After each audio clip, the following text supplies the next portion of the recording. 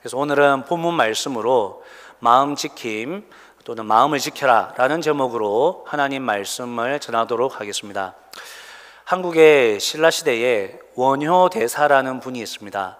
원효는 사람 이름이고 대사는 큰 스승이라는 뜻입니다. 그러니 원효 대사는 이런 뜻이죠. 원효라는 사람은 덕과 높은 지혜와 총명을 가진 그런 뛰어난 스님이다, 이런 뜻입니다. 이분이 중국 당나라로 유학을 떠나게 되었습니다.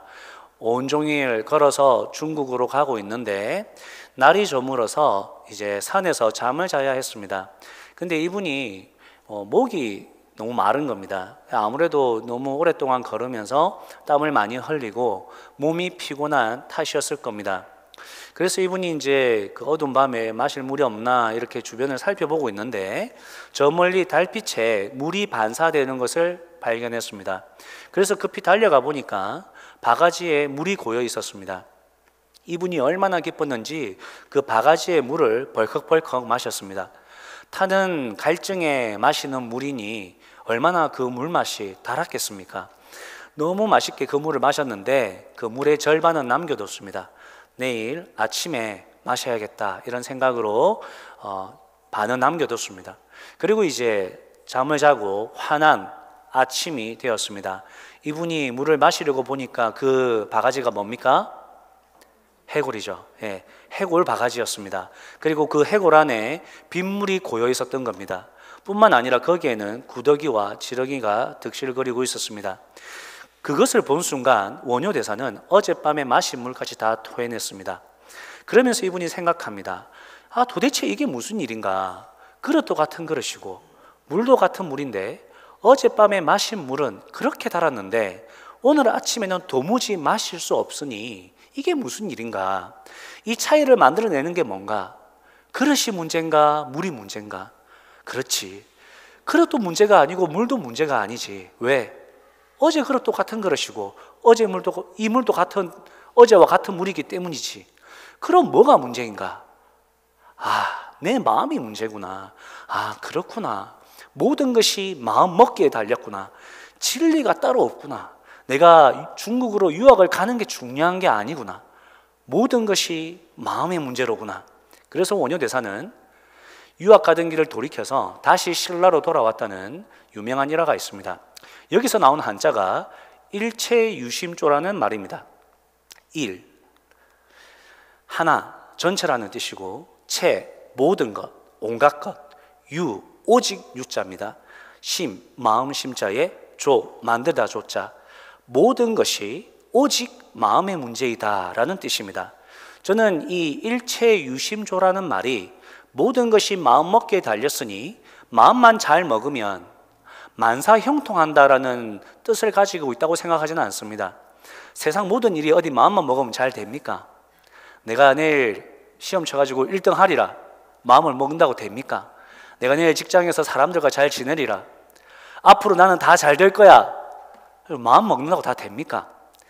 그렇지 않습니다. 실제로는 100점 맞기가, 사람들과 잘 지내기가, 모든 일이 잘 풀리기가 쉽지 않습니다.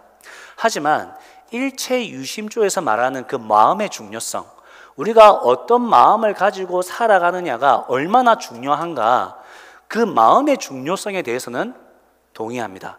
여러분도 동의하시죠? 그래서 하나님께서도 이렇게 말씀하셨습니다. 그 무엇보다 너는 네 마음을 지켜라 말씀하시면서 하나님께서도 마음의 중요성에 대해서 언급하셨습니다. 그리고 우리가 살아가면서 그 무엇보다도, 즉 가장 우선적으로 해야 할 것이 있는데 그것이 뭐다? 우리의 마음을 지키는 것이다. 외적인 것들, 지위나 학벌이나 외모나 재산을 지켜내는 것이 아니라 네 마음을 지키는 것이다 라고 말씀하셨습니다. 그렇죠. 우리 주변에 잘 사는 사람들 한번 보십시오. 잘 사는 사람들은 돈 많은 사람들이 다 잘 사는 게 아닙니다. 우리 주변에 사람들 중에 여행 많이 다닌다고 다 잘 사는 게 아닙니다. 우리 주변에 잘 사는 사람들은 가만히 보면 마음의 여유가 있는 사람들입니다.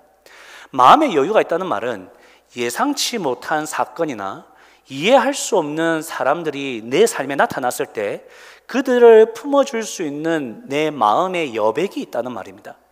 그러니까 마음의 여유가 있는 사람들은 그런 이상한 사건과 이상한 사람을 만나도 따뜻한 말을 하고 웃는 표정을 짓고 친절한 태도를 취하고 다른 사람들에게 존중을 받으며 어려운 상황 속에서도 절망하지 않는 것입니다.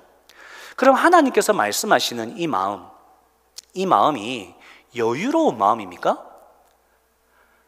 하나님께서 우리에게 지금 지키라고 하는 이 마음이 세상 사람들이 말하는 긍정적인 마음, 포기를 모르는 마음, 넓은 마음, 너희들 그거 지켜라 이 말씀하고 있는 겁니까?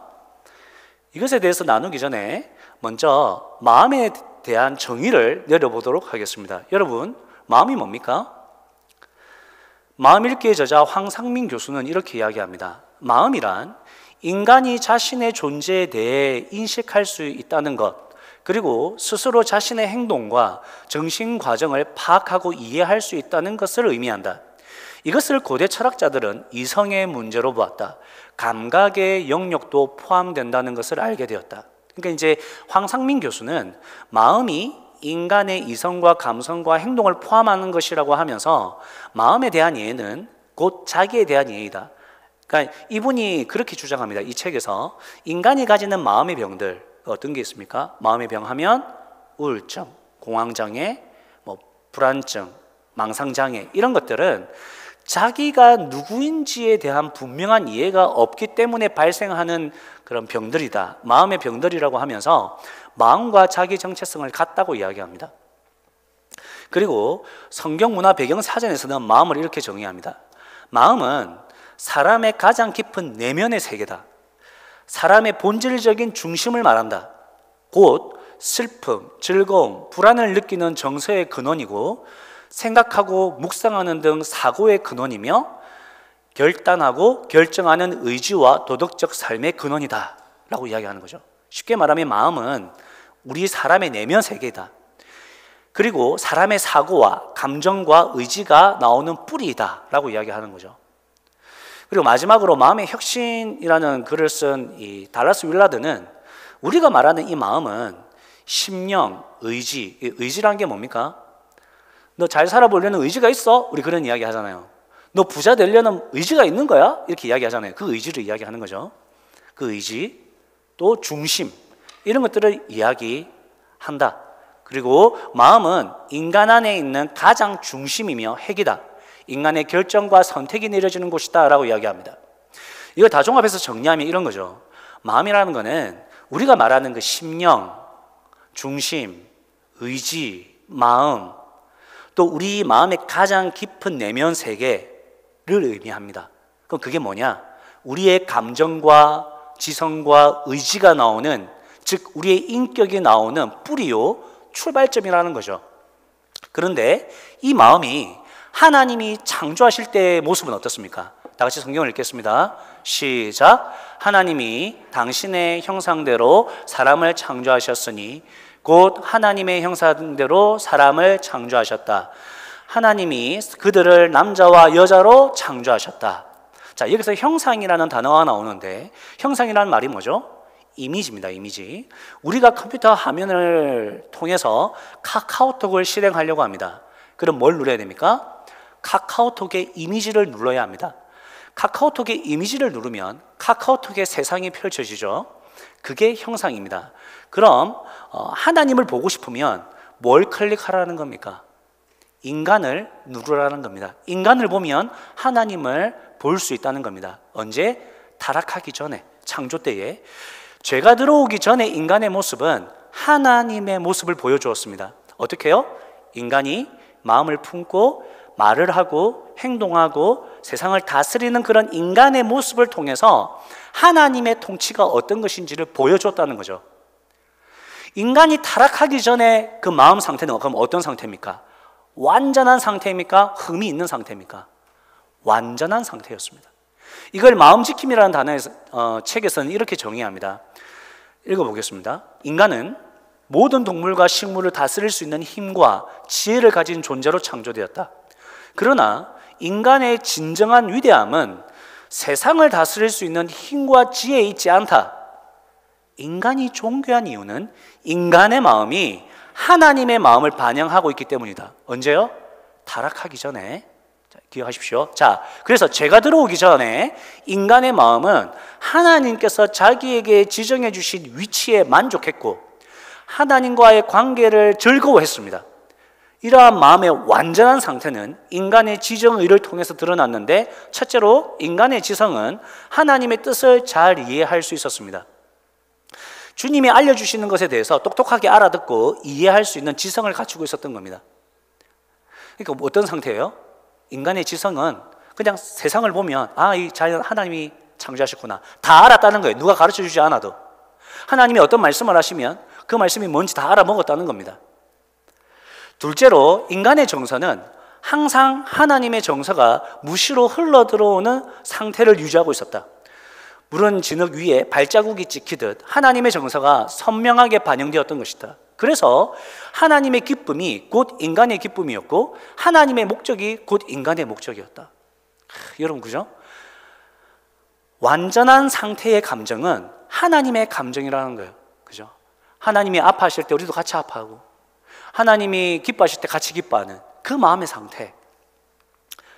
셋째로 오늘날 우리가 경험하는 것과 같은 선한 일을 향한 의지박약, 하나님을 추구하는 일에 대한 무기력, 이런 것들은 없었다. 그죠? 완전한 마음을 가진 사람은 의지적으로도 완전했기 때문에 의지적으로 하나님을 찾고 구했다는 거죠. 게으름 따위는 없었다는 겁니다. 여러분, 이해가 되시죠? 죄가 들어오기 전에 인간의 지정의는 오염되어 있지 않았기 때문에 세상과 하나님과 자기 자신에 대한 바른 이해가 있었고 그 바른 이해를 가지고 살았기 때문에, 즉 그 말은 인간의 마음이 곧 하나님의 마음을 반영하고 있었다. 인간의 삶이 하나님의 생각을 반영하고 있었다라고 우리가 이해할 수 있는 것입니다. 근데 지금 인간의 마음이 어떻게 됐습니까? 지금 우리가 살아가는 사람들, 우리의 원래 이제 이 마음은 어떻게 변했습니까? 다 같이 읽겠습니다. 시작.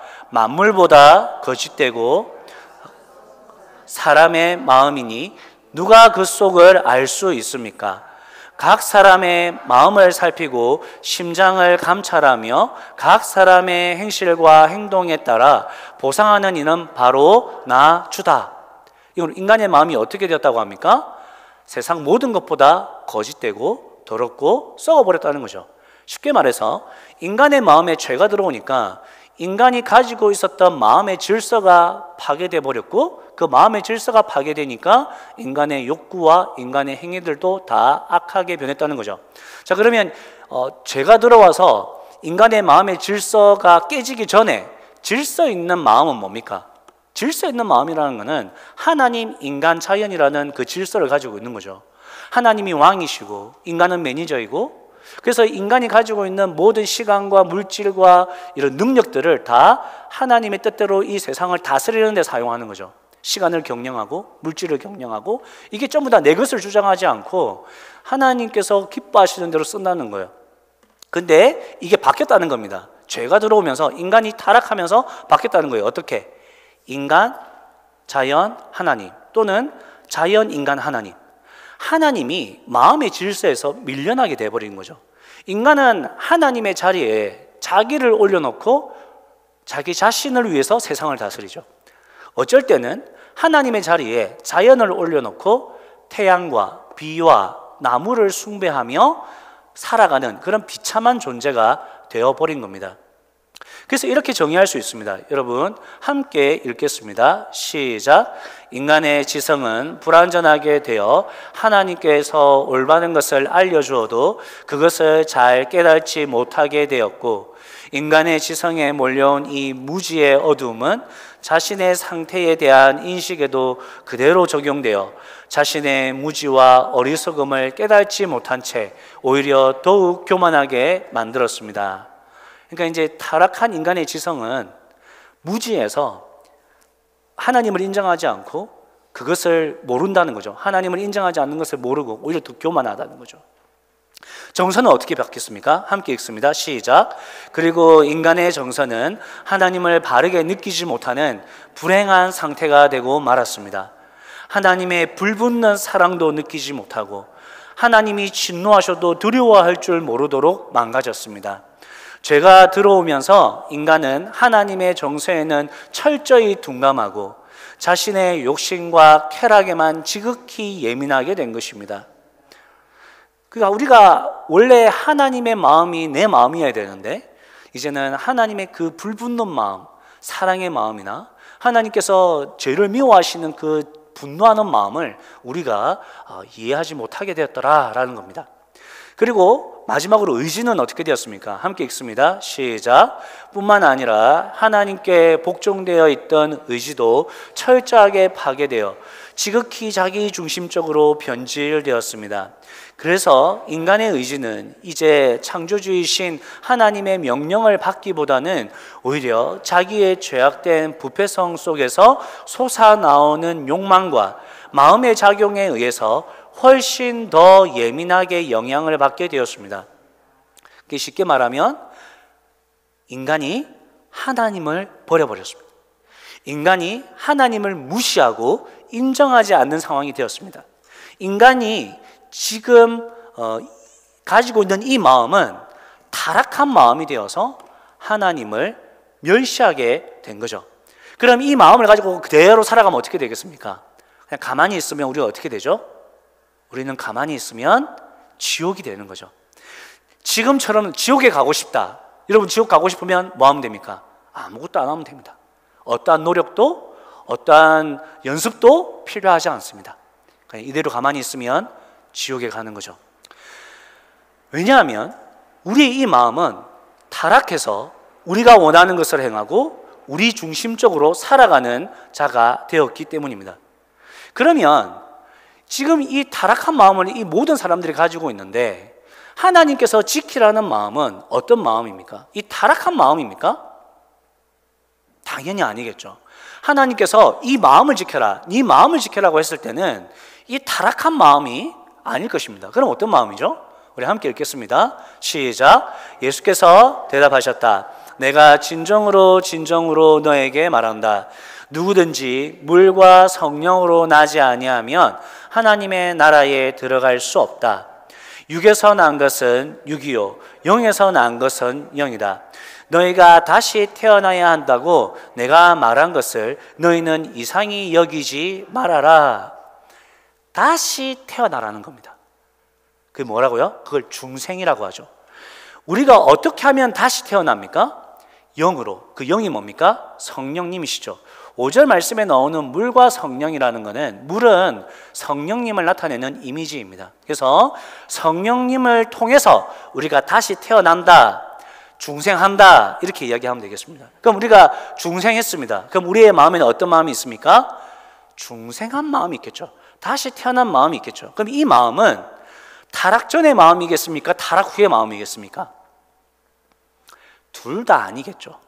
타락 전의 마음은 완전한 마음입니다. 그런데 타락 후의 마음은 완전히 타락한 마음입니다. 그러니까 중생한 마음은 완전한 마음은 아닙니다. 하지만 타락 전에 하나님의 형상이 가졌던 그 마음으로 나아가려고 하죠. 이것은 마음의 질서로 따지면 타락 후에 우리가 하나님을 늘 배제했었는데 중생한 후에는 하나님이 내 마음의 주인이 되시도록 갈망해 간다는 겁니다. 하나님을 내 인생의 왕으로 모시고자 하는 그런 마음을 가지게 되었다는 것입니다. 그래서 중생한 마음은 하나님, 인간, 자연 만물이라는 창조의 질서를 회복하려는 마음이다라는 것이죠. 그렇다면 이 타락 전의 이 마음을 우리가 가지지 못했다고 우리 그럼 이 중생한 마음 이거 별거 아니네 그럴 수 있습니까? 그럴 수 없는 거죠. 하나님을 찾고 구하는 타락전으로 회복해 가려고 하는 그 마음이 있다는 것 자체도 너무나 위대한 사건입니다. 우리 안에 일어난 너무나 위대한 사건이죠. 따라서 잠언 4장 23절에서 말씀하는 우리가 살아가면서 가장 우선적으로 해야 할 일, 마음을 지키는 일, 그 마음을 지킨다고 할 때 그 마음이 뭐예요? 그럼 중생한 마음이라는 겁니다. 긍정적인 마음이 아니라 다 잘 될 거야 라는 그런 마음이 아니라 중생한 마음을 지켜라 라고 이야기하는 겁니다. 근데 그 중생한 마음은 어떤 마음입니까? 하나님을 최고의 행복인 줄 알고 하나님을 구하고 찾고 두드리는 마음입니다. 중생한 마음은 하나님을 내 인생의 주인으로 모시고 내가 하나님의 매니저로서 이 세상을 살아가는 마음입니다. 그렇다면 여러분이 중생한 마음을 가졌는지 안 가졌는지 여러분 그거 어떻게 알 수 있습니까? 우리가 중생한 마음을 가졌는지 안 가졌는지 어떻게 알아요? 우리가 예수님을 우리의 인생으로, 인생의 주인으로 영접했는가, 영접하지 않았는가로 알 수 있는 것입니다. 여러분의 마음이 이 세상 그 무엇보다도 썩었고 더러워서 여러분은 가만히 있으면 지옥에 갈 수밖에 없는 죄인이라는 것을 믿는 것. 그래서 예수님께서 이 세상에 오셔서 하나님께서 요구하시는 모든 율법을 이루시고 완성하심으로 스스로 죄 없음을 드러내시고, 그렇게 죄 없으신 예수님께서 십자가에 달려 죽으심으로 나의 죄를 대신 지셨다는 것을 믿는 것. 그리고 예수님께서 나의 죄를 위해 죽으시고 부활하셨을 때 나 또한 예수님과 하나 되어서 십자가에서 죽고 다시 살아남으로 새로운 인생, 중생한 인생, 하나님의 자녀가 되었다는 것을 믿는 것. 그래서 하나님의 자녀된 인생이니 하나님의 영광을 위해 살 수밖에 없고 그 본이 되시는 예수님이 내 삶의 목표이고 내 삶의 이유이며 내 삶의 근거라는 것을 믿는 것. 이 모든 것을 믿는 것이 예수님을 영접한 것이라는 거죠. 여러분, 예수님을 영접하셨습니까? 예수님을 영접한 사람은 자신의 마음을 지키면 되는 거죠. 그 마음이 어떤 마음입니까? 중생한 마음입니다. 여러분, 중생한 마음은 그러면 뭐예요? 예수님을 영접한 마음이 중생한 마음이니까 중생한 마음은 결국 예수님을 믿는 마음을 이야기합니다. 그 예수님을 믿는다는 마음을 간단하게 이야기하면 즉 예수님의 마음인 거죠. 한마디로 하면 예수님입니다. 따라서 여러분이 지켜야 할 마음은 여러분의 마음이 아니라, 좋은 마음이 아니라, 여유 있는 마음이 아니라 지정의가, 우리의 지정의가 하나님 아버지의 통치를 받는 예수님의 마음이 되는 거죠. 여러분, 우리가 예수님을 믿는다는 것은 하나님과 하나 되었다는 것입니다. 우리가 믿음으로 구원을 얻는다 이렇게 말을 하잖아요. 그럼 내가 믿었다, 내가 믿었기 때문에 내가 구원을 받았다, 이게 아니라 우리가 믿음으로 하나님, 예수님과 하나 되었기 때문에 예수님께서 성취하신 그 구원이 나의 것이 되는 거죠. 왜? 예수님과 내가 하나이기 때문에. 그게 믿음입니다. 여러분, 예수님을 믿는 사람들은 승리하는 삶을 산다, 그것은 내가 승리하는 능력을 가졌다는 말이 아니라 내가 예수님을 믿음으로 예수님과 하나 되었기 때문에 예수님이 성취하신 그 승리가 나의 승리가 되는 거죠. 왜? 믿음으로 내가 예수님과 하나 되었기 때문에. 여러분이 믿음으로 악한 사탄을 물리칠 수 있다는 것은 여러분이 믿음으로 강한 힘이 생겼다는 것이 아니라 그 어둠의 권세를 무찌를 수 있는 예수님이 나와 하나 되셨기 때문에 그 예수님의 능력이 내 능력이 되는 거죠. 그래서 어둠의 생각이 들고 염려와 걱정이 몰려오고 꿈에 귀신이 나오고 사탄이 우리의 과거를 들먹이며 우리를 조롱할 때 우리가 뭐라고 해야겠습니까? 따라하겠습니다. 네가 조롱하는 나는 죽었다. 네, 잠을 깨셔야 됩니다. 네가 조롱하는 나는 죽었다. 나는 이제 예수로 살아간다. 내 안에 계신 예수님의 이름으로 명하노니 사탄아 떠나가라. 나와 하나 된 예수님의 이름으로 명하노니 더러운 생각은 떠나가라. 그래서 우리가 이 찬양을 부르는 겁니다. 예수님 권세, 예수님 권세, 예수님 권세, 내 권세, 내 권세. 여러분, 지난주에 우리가 다윗을 통해서 하나님께서 우리의 중심을 보신다라는 말씀을 들었습니다. 근데 이 말씀을 듣고 한 자매님께서 이렇게 생각하시는 거예요. 하나님께서 우리의 외모나 성취를 보지 않으시고 우리의 마음을 보신다는 말이 우리에게 위로가 된다고 목사님이 설교를 하셨는데, 하나님께서 내 마음을 보신다는 그 말씀이 정말 내게 위로인가? 나는 이렇게 흔들리는데, 내 마음은 이렇게 흔들리는데, 내 마음은 하나님을 원망하고 있는데, 내 마음은 이렇게 더러운데, 내가 사람들에게 웃고 있지만 나는 사실 저 사람 미워하고 있는데, 하나님이 내 중심을 보신다는 말씀이 정말 위로의 말씀인가?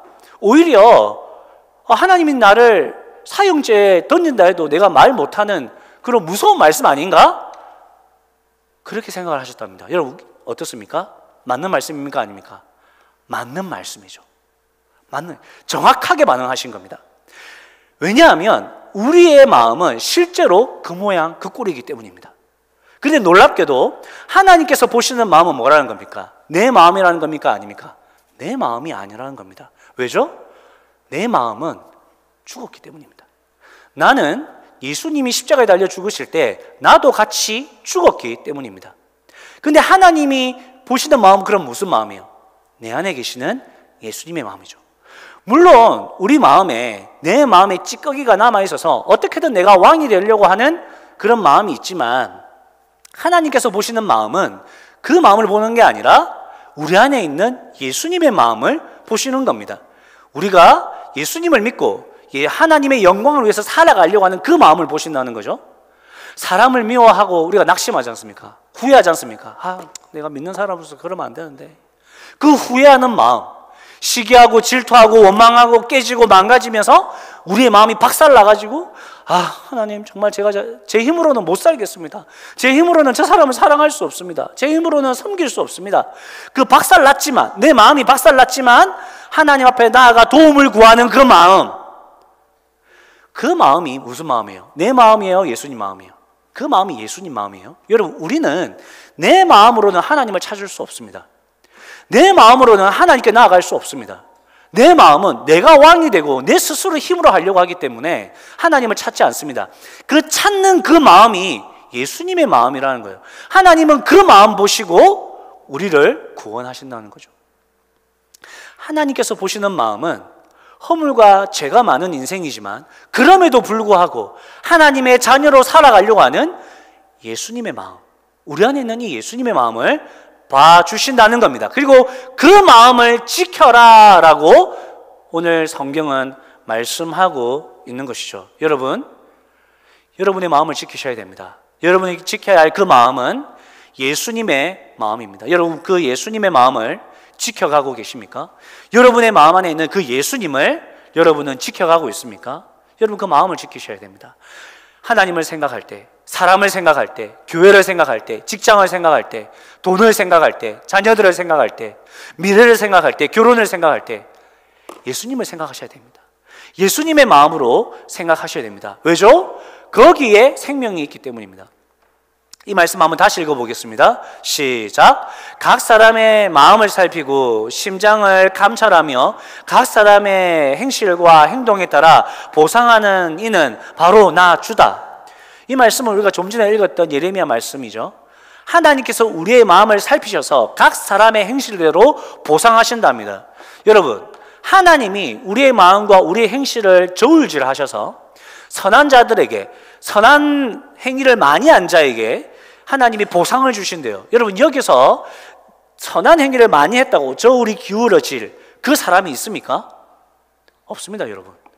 하나님이 우리의 중심을 보시는데, 하나님이 우리의 행위를 보시는데, 여러분, 우리가 착각하는 거는 우리는 사회의 법을 잘 지킨다고 하나님 앞에서 나는 착한 사람이라고 생각하는데 그렇지 않습니다.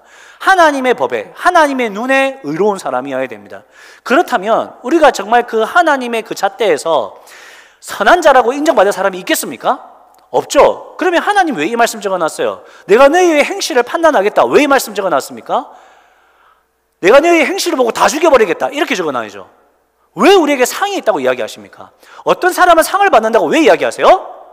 왜냐하면 우리 안에 예수님을 보시고 상을 주신다는 겁니다. 우리는 예수님을 떠나서는 생명이 없습니다. 우리는 예수님을 떠나서는 상을 절대로 받을 수 없습니다. 그러면 우리가 왜 상을 받는가?